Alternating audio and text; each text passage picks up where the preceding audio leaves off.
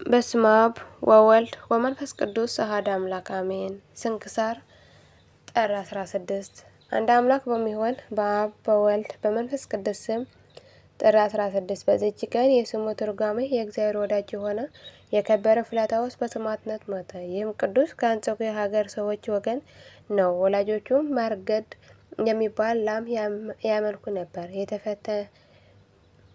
የተፈተገና የበሰለ በስሊጥ ቅባትና በማር የተለወሰ ስንዴ ይመግቡታል። ሁል ጊዜ 3 ጊዜ የተወደደ ሽቶ ቅባት ይቀቡታል። የወይን ጥጃንም ያጠጡታል።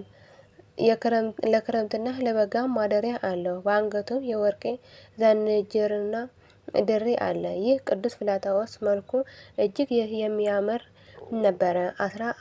10 ዓመትም በሆነው ጊዜ ለዚያ በሬ ይሰግድ ዘንድ ወላጆቹ ተናገሩት። ሕፃን ፍላታዎስም ቃላቸውን አልሰማም። እነርሱም እርሱ ስለሚወዱት ልቡን ሊያሳዝኑት ስላልፈለጉ አላስገደዱትም። የከበረ ፍላታዎስ ያን ጊዜ ጌታችን ኢየሱስ ክርስቶስ አያውቀውም ነበር። ፀሐይም አምላክ ይመስለው ነበር። በፀሐይም ፊት ቆሞ እንዲህ አለ፣ አንተ ፀሐይ አምላክ ከሆንክ ታስረዳኝ ዘንድ እለምንሃለሁ አለው። በዚያም ጊዜ ከወደ ላይ እንዲህ የሚል ቃል ወደ እርሱ መጣ። እኔ አንተ ልታውቀኝና ስለ ከበረ ስሙ ደምህን ይፈስ ዘንድ ያለህ አምላክ አይደለውም። ሕፃን ፍላታዎስ ይህ በሰማ ጊዜ ልቡ ዳነ፣ ጸና። ዳግመኛ በዚህች ሰዓት ወደ እርሱ መልአክ ተላከ። እርሱም የአምላክን ምስጢር አስረዳው፣ የሚነግረውንም ያስተውል ዘንድ ልቦናውን ከፈተለት። ከዓለም ፍጥረት ጀምሮ የክብር ባለቤት መድኃኒታችን ኢየሱስ ክርስቶስ እስከ ሆነበት ድረስ የሆነውን ይነግረው ጀመረ። በልቦናውም እጅግ ደስ አለው። ከዚያችም ዕለት ወዲህ ሁል ጊዜ አብዝቶ የሚጾምና የሚጸልይ ሆነ። ከብቻው እንጀራና ጨው በቀር አይበላም። ለድሆችና ለምስኪኖችም ምጽዋት ይሰጣል። ከዓመትም በኋላ ወላጆቹ አስበው ለልጃቸው ባልንጀሮች ምሳ አዘጋጁ። ሳይበላና ሳይጠጣ አስቀድሞ ልጃቸውን ፍላታዎስ ለዚያ በሬ ዕጣን እንዲያሳርግ ፈለጉ። ሕፃኑ ፍላታዎስም በበሬው ፊት ቆመ። ሰዎች የሚያመልኩ አንተ በእውነት አምላክ ነህን? አለው። ያን ጊዜ ከበሬው እንዲህ የሚል ቃል ወጣ፣ እኔ አምላክ አይደለሁም፣ ሰይጣን በእኔ ላይ አድሮ ሰዎችን እንዳስት አደረገኝ እንጂ። ይህም ብሎ ያ በሬ ተነስቶ የቅዱስ ፍላታዎስን ወላጆች በቀንዶቹ ወግቶ ገደላቸው። ፍላታዎስም ያን ጊዜ ይገድሉት ዘንድ አመድ እስከሚሆነው በእሳት አቃጥለው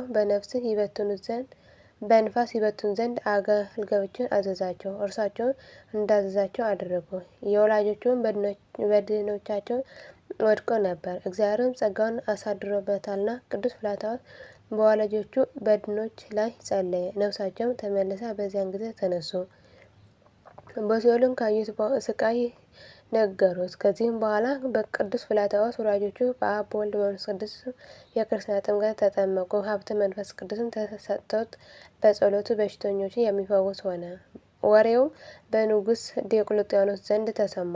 መልእክተኞቹን ልኮ ወደ እርሱ አስቀረቡትና ለአጵሎን ዕጣን ያሳርግ ዘንድ አዘዘው። ብዙ ቃል ኪዳን ገባለት። ባልሰማውን ጊዜ በየአይነቱ በሆነ ስቃይ ያሰቃዩ ዘንድ አዘዘ። በኦላንጋፎች ግርፋት በሆዱም ላይ የሚከብድ ድንጋዮቹ አደረጉ። እርሱ ግን በክብር ባለቤት በጌታችን በኢየሱስ ክርስቶስ ኃይል የጸና ነው።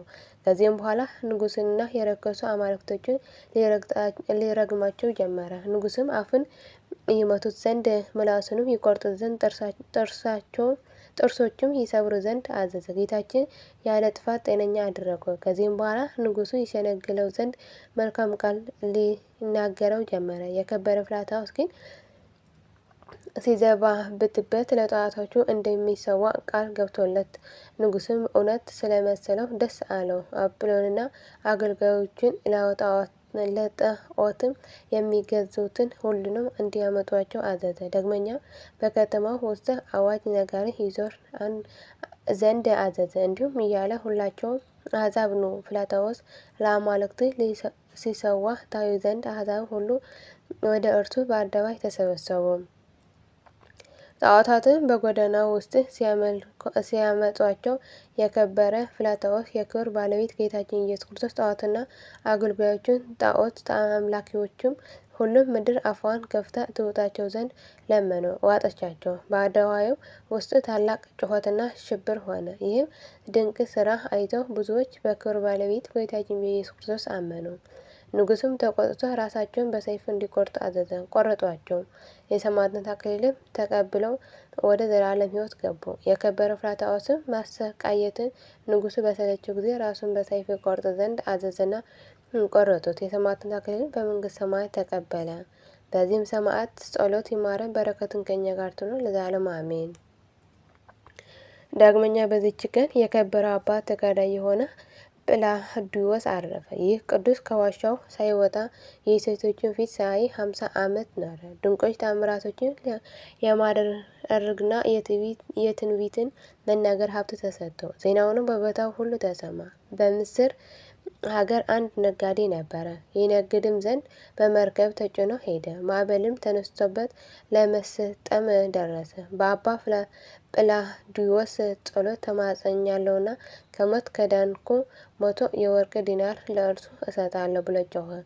በዚያን ጊዜ በመስቀሉ መርከቡን ሲቀዝፍ አባ ጵላዲዮስን አየው። ወደ ወደቡም አደረሰው። ከዚህም በኋላ ወደ ሀገር ውስጥ በደረሰ ጊዜ ያ ነጋዴ ፈረስ ተከራይቶ ያንን ወርቅ የብር ዲናር ይዞ ወደ አባ ጵላዲዮስ ሄደ። በመሸም ጊዜ በአንዲት ሀገር በእንግዳ ማደሪያ ውስጥ አደረ። በዚያም ሞሪት የሚባል ሰው አግኝቶ በልቡ ያለውን ሁሉ ምስጢሩን ነገረው። ሞሪትም እኔ ብታየው አውቀዋለሁና ወደ እርሱ አደርሳለሁ አለው። በማግስቱንም ሁለቱም ወደ አባ ጵላዲዮስን ሄዱ። በደረሱም ጊዜ ሰላምታ ሰጡት። ነጋዴውም ያን ያመጣውን ወርቅ ሰጠው። አባ ጵላዲዮስም አይቶ ባረከው፣ እንዲህም አለው፣ ወደዚህ ወርቅ ፍላጎት የለኝም፣ ነገር ግን በእግዚአብሔር ፊት ጠቃሚ እንዲሆን ሄደህ ለድኖችና ለችግሮች በትነው አለው። ነጋዴው ግን ይቀበለው ዘንድ ከእግሩ ስር ወድቆ ማለደው። ጥቂትም ወሰደለትና እንዲህ አለው፣ ለበረከት ይህ ተቀብያለሁ፣ የቀረውን እንዳዘዝኩ አድርግ አለው። ነጋዴው ወርቁን ይዞ ተመለሰ። ከተራራውም ወርዶ ከወንዝ ደረሰ። በዚያም ጊዜ ሰይጣን በሞሪት ልብ አደረና ገንዘቡን ሊወስድ ወደደ። በአደገኛነትም በላይ ተወርውሮ ገደለው።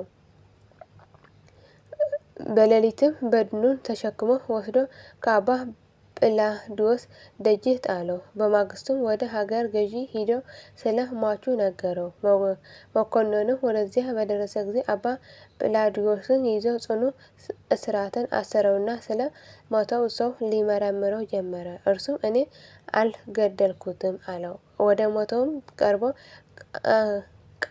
ቃሬዛውን ይዞ ረጅም ጸሎትን ጸለየ። በድኑን ሆይ ማን እንደገደለ ተነስተህ ትናገር ዘንድ በእግዚአብሔር ስም አዝሃለሁ አለ። ወዲያውኑ የሞተውን ተነስቶ ስለ ገንዘቡ ሞሪት እንደ ገደለው ተናገረ። መኮንኑም ይህን ድንቅ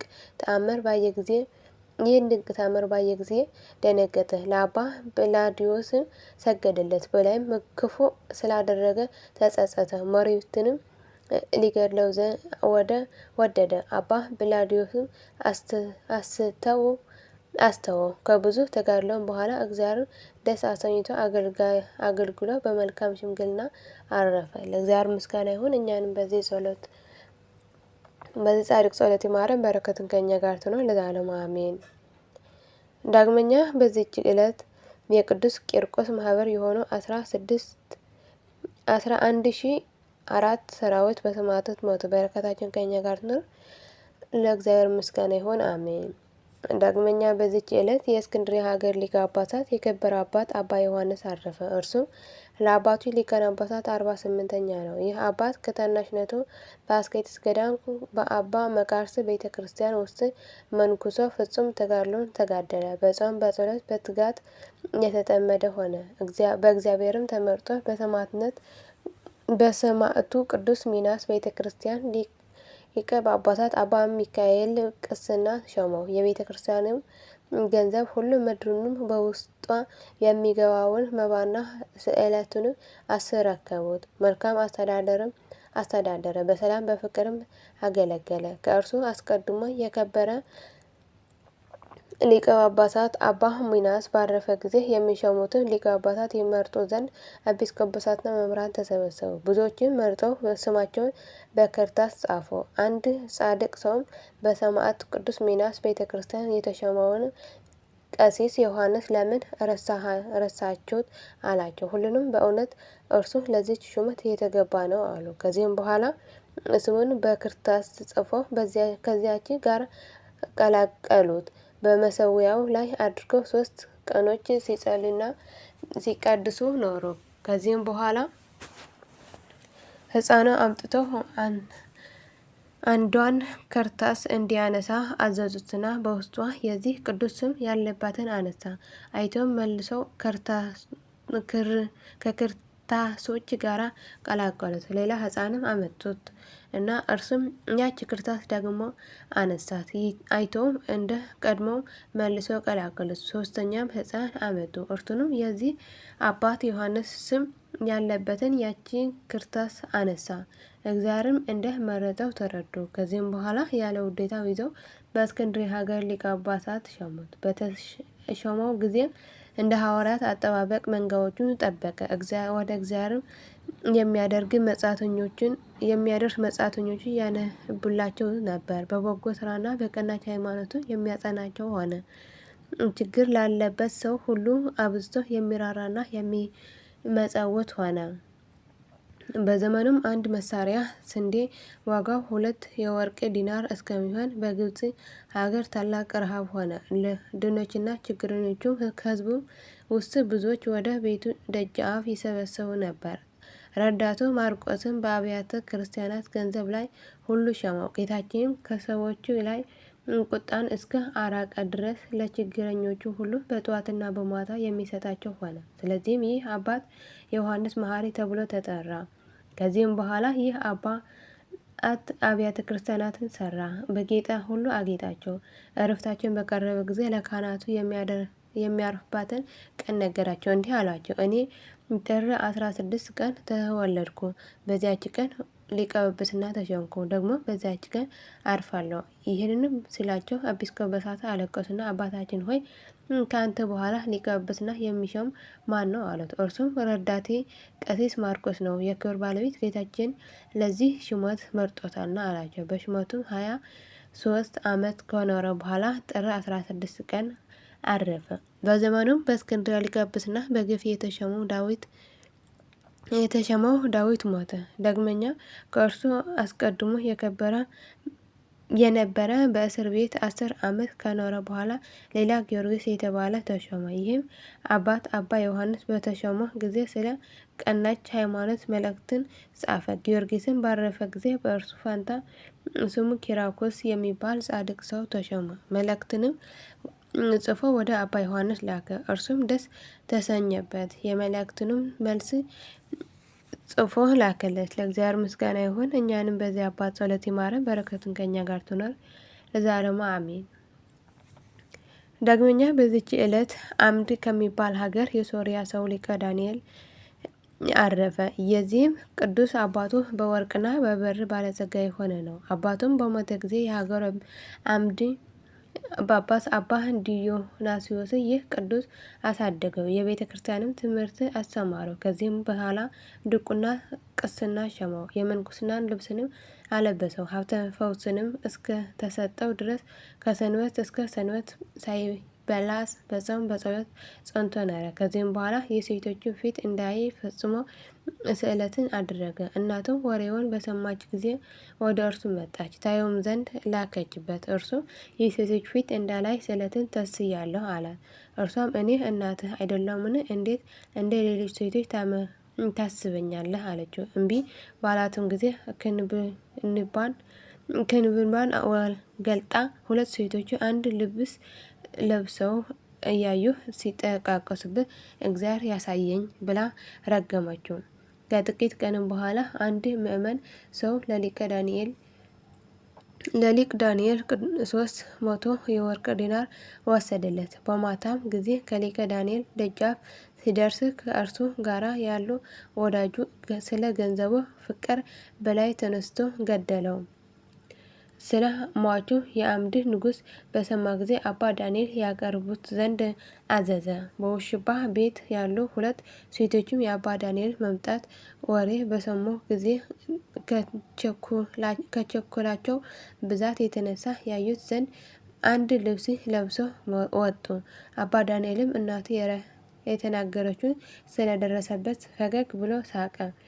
ንጉሥም ስለ ሞተው ሰው አባ ዳንኤልን በመረመረው ጊዜ እኔ አልገደልኩትም፣ ነገር ግን የገደለውን ራሱ ይናገር አለ። በዚያም ጊዜ ሟቹ በአባ ዳንኤል ጸሎት ተነስቶ ገዳዩን ተናገረ። ይህም ድንቅ ተአምር ነውና ሕዝቡ ሁሉ አይተው በአባ ዳንኤል ፊት ሰገዱ። በቅዱሳኑ ላይ ድንቅ ስራ የሚሰራ እግዚአብሔርን አመሰገኑት። ከዚህም በኋላ ለአባ ዳንኤል እጅ መንሻ ንጉሥ ብዙ ወርቅ አመጣ። አባ ዳንኤልም ከእርሱ መቀበል እምቢ ባለ ጊዜ ንጉሥ ገዳምን ሰራለትና ብዙ መነኮሳትን ተሰብስቦ ወደ መልካም ሽምግልና በደረሰ ጊዜ ጥቂት ታመመና በሰላም አረፈ። በረከቱን ከእኛ ጋር ትኖር ለዘላለሙ አሜን